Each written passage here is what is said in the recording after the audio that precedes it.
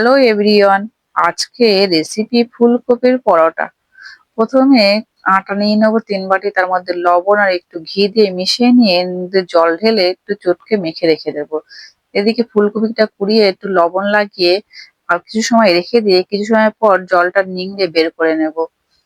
কড়াই তেলের মধ্যে রসুন কুচি আদা কুচি দিয়ে দেবো, দিয়ে একটু নাড়িয়ে লঙ্কা কুচি দেবো, তার ফুলকপি গুলোকে দিয়ে দেবো, দিয়ে ভালো করে নাড়াবো, নাড়িয়ে তার মধ্যে একটু লবণ আর একটু হলুদ দিয়ে দেবো, দিয়ে কিছু সময় নাড়িয়ে এর মধ্যে লঙ্কার গুঁড়ো দেবো, একটু আমচুর পাউডার দেবো, উপর থেকে একটু ধনে পাতা কুচি দেবো, দিয়ে ভালো করে নাড়িয়ে রসটা কমিয়ে নামিয়ে নেবো।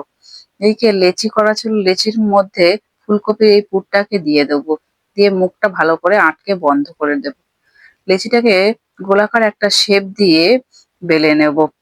বেলে নিয়ে কড়াইয়ে তেলের মধ্যে দিয়ে এপিট ওপিট করে ভেজে তুলে নিলেই রেডি হয়ে গেল ফুলকপির পরাটা।